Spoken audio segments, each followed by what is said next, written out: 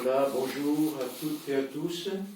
On se retrouve un peu dans des circonstances particulières aujourd'hui. Notre local est fermé, nos rencontres sont suspendues pour un temps, pour les raisons que vous connaissez. Mais ce matin, on veut se retrouver ensemble quand même dans la présence de Dieu. L'Église, ce ne sont pas des bâtiments, mais c'est lorsque le peuple de Dieu se rassemble. Et ce matin, on est heureux d'être ensemble dans la présence de Dieu. Vous savez que le psaume 91 nous apprend comment vivre la paix dans des circonstances difficiles ou même dans des circonstances périlleuses. Il nous parle de sécurité, il nous parle de sûreté, il nous parle de calme intérieur, de protection au milieu de l'épreuve et du danger.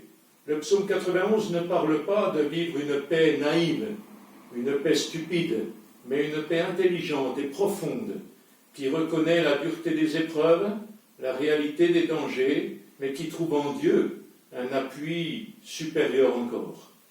Alors comment jouir d'une paix solide et profonde lorsque la vie est parfois si difficile? Chaque jour, des gens meurent de façon soudaine, des enfants subissent des violences intolérantes, des personnes sombrent dans le chagrin, la dépression, la maladie. La vie n'est pas un chemin de rose pour tout le monde. Elle est difficile. Comment pouvons-nous jouir d'une paix malgré tout cela? Eh bien, la réponse, elle se trouve dans le psaume 91. On va le lire ensemble, si vous le voulez bien, à partir du verset 1er. Celui qui demeure sous l'abri du Très-Haut repose à l'ombre du Tout-Puissant.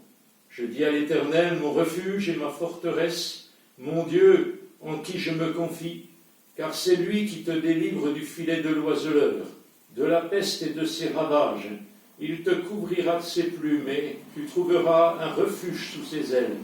Sa fidélité est un bouclier et une cuirasse. Tu ne craindras ni les terreurs de la nuit, ni la flèche qui vole de jour, ni la peste qui marche dans les ténèbres, ni la contagion qui frappe en plein midi. Que 1000 tombent à ton côté et 10 000 à ta droite, tu ne seras pas atteint. De tes yeux seulement tu regarderas et tu verras la rétribution des méchants, car tu es mon refuge, ô Éternel. Tu fais du Très-Haut ta retraite. Aucun malheur ne t'arrivera, aucun fléau n'approchera de ta tente, car il ordonnera à ses anges de te garder dans toutes ses voies. Ils te porteront sur les mains, de peur que ton pied ne heurte contre une pierre. Tu marcheras sur le lion et sur l'aspic. Tu fouleras le lionceau et le dragon. Puisqu'il m'aime, je le délivrerai, je le protégerai, puisqu'il connaît mon nom. Il m'invoquera et je lui répondrai. Je serai avec lui dans la détresse, je le délivrerai et je le glorifierai. Je le rassasierai de longs jours et je lui ferai voir mon salut. Amen.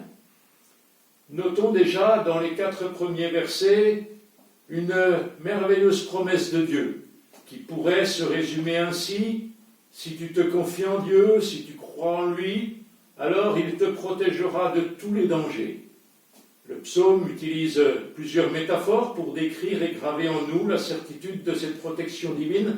Tout d'abord, il y a l'image de l'abri, du refuge, qui nous offre une protection en cas de pluie, en cas de froid, en cas de tempête. Et puis il y a aussi l'image de la forteresse inattaquable, inébranlable, dans laquelle on peut trouver refuge en période de guerre. Et puis une troisième image, moins facile à saisir, se trouve au verset 1er. Le croyant repose à l'ombre du Tout-Puissant. Ce n'est pas très évocateur aujourd'hui, mais au Moyen-Orient, dans les pays chauds, être à l'ombre ou en plein soleil est parfois une question de vie ou de mort. Dans ces pays, l'ombre est une bénédiction, une protection. La canicule de l'été dernier vous a peut-être fait un peu sentir la force de cette vérité, surtout si vous avez eu l'audace de sortir aux heures les plus chaudes de la journée. Le croyant repose à l'ombre du Tout-Puissant. La métaphore de l'ombre fait aussi penser à cette nuée qui accompagnait et surplombait le peuple d'Israël lors de sa traversée du désert après sa sortie d'Égypte.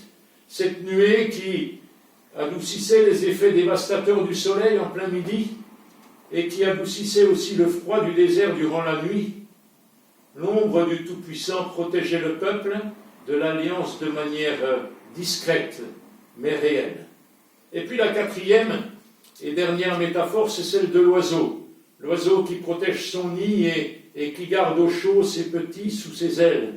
Il te couvrira de ses plumes, et tu trouveras un refuge sous ses ailes, dit le verset 4. Quand on regarde les petits oisillons, ils sont très vulnérables. Il n'y a pas de plumes, pas de duvet pour les tenir au chaud, aucune capacité à voler ni à fuir pour échapper à d'éventuels prédateurs.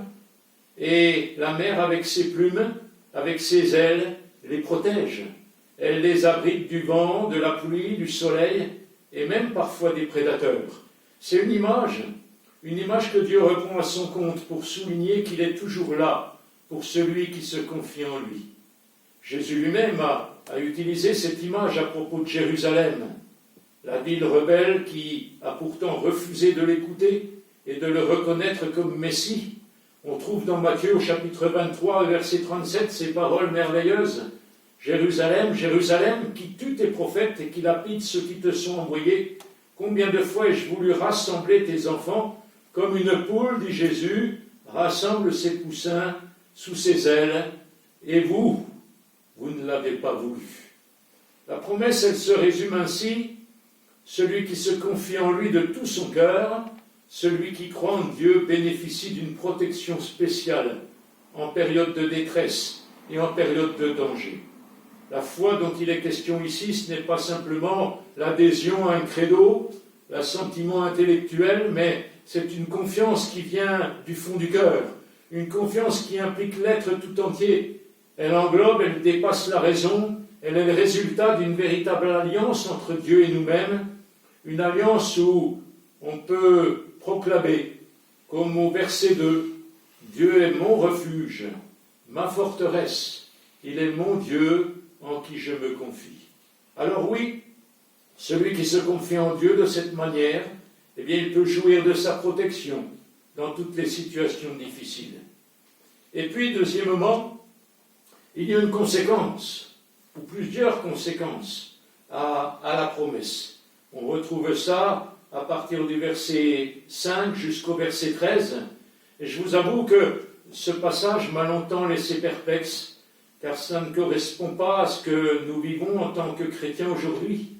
Il semble affirmer que rien de mauvais ne pourra jamais arriver à celui qui se confie en Dieu, comme si le croyant avait autour de lui une sorte de bulle, un champ magnétique détournant tous les projectiles, tous les problèmes, toutes les difficultés, éloignant tous les malheurs. Le verset 5 parle de flèches qui volent le jour, mais qui ne touchent pas. Le verset 6, il parle de peste et de contagion qui n'atteignent pas. Comme si nous allions être épargnés par la violence et par la maladie. Et au verset 7, le psalmiste insiste en disant « 6 000 tombent à côté de toi et 10 000 à ta droite, tu ne seras pas atteint. » En d'autres mots, tu verras de tes yeux ces dangers, mais tu ne seras pas atteint.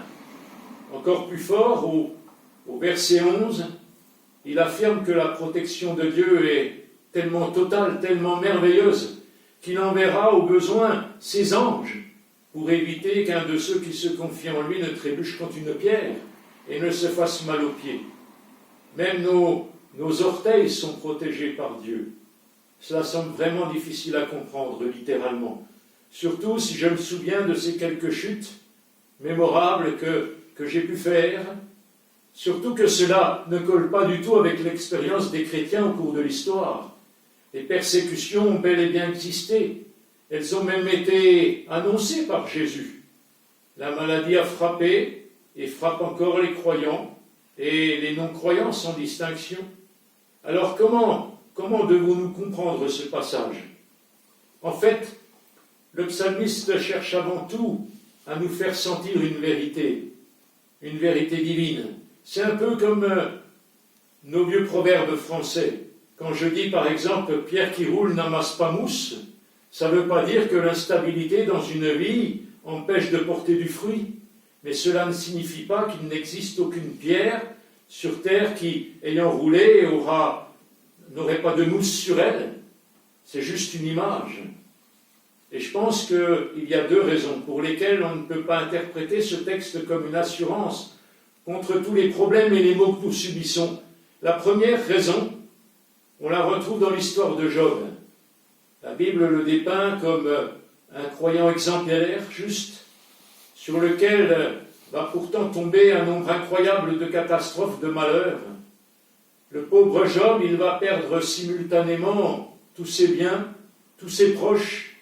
Il va être atteint d'une terrible maladie de peau, le faisant souffrir jour et nuit. Et quand les amis de Job viennent pour le consoler, ils sont sidérés par l'intensité du malheur et de la souffrance qui accable leur ami. Et malheureusement, les amis de Job, ils semblent faire partie de ceux qui interprètent le psaume 91 littéralement. Ils croient très sincèrement que celui qui se confie en Dieu est épargné de tout malheur et de toute souffrance. Du coup, pour eux, la vérité inverse, eh bien, elle est vraie aussi. Si jamais quelque chose de mauvais t'arrive, alors c'est forcément que tu ne t'es pas confié en Dieu. Si jamais tu endures un malheur, alors forcément c'est le signe que tu as manqué de foi. En ce cas, il te faut vite prier et te repentir. Et d'ailleurs, ce sera exactement le message qu'Éliphaz va transmettre à Job. Sûrement tu as commis une faute grave. Avoue-la, repens-toi, et tu iras mieux, car Dieu protège celui qui se confie en lui. Et après un très long débat entre Job et ses amis, où Job tente de se défendre, eh bien Dieu va intervenir finalement. Et voici ce qu'il dit à Éliphaz et à ses deux amis.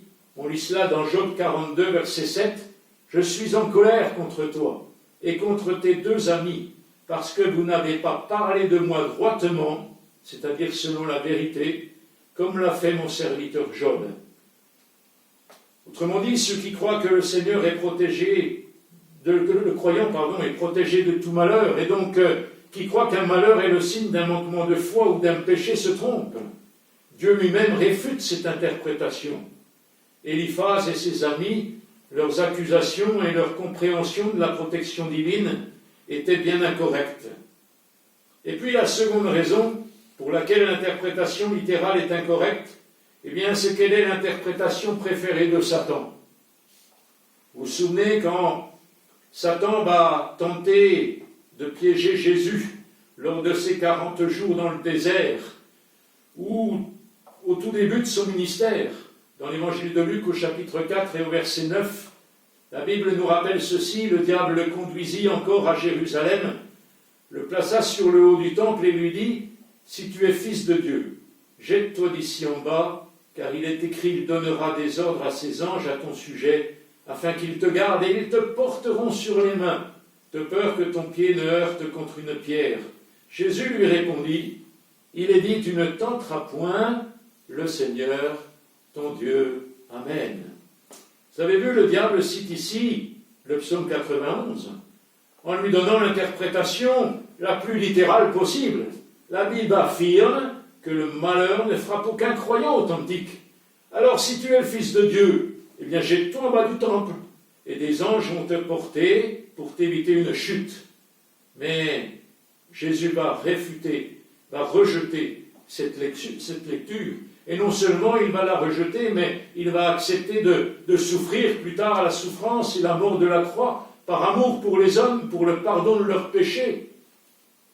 Si Satan désire autant nous faire croire que le croyant ne doit jamais souffrir, ou même ne jamais vivre de choses vraiment mauvaises dans sa vie, c'est parce que c'est pour lui le meilleur moyen de détruire notre foi dans la protection divine.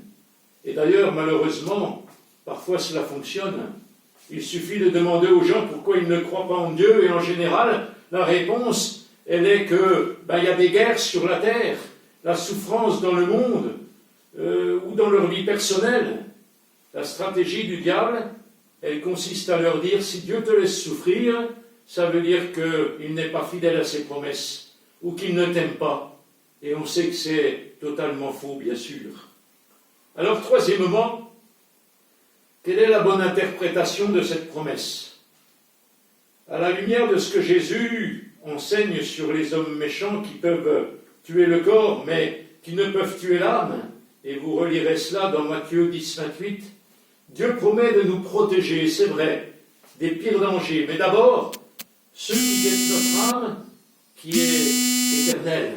Il la protège, il la couvre de son ombre, il la couvre de ses ailes protectrices. Son regard observe sans cesse les dispositions de notre cœur.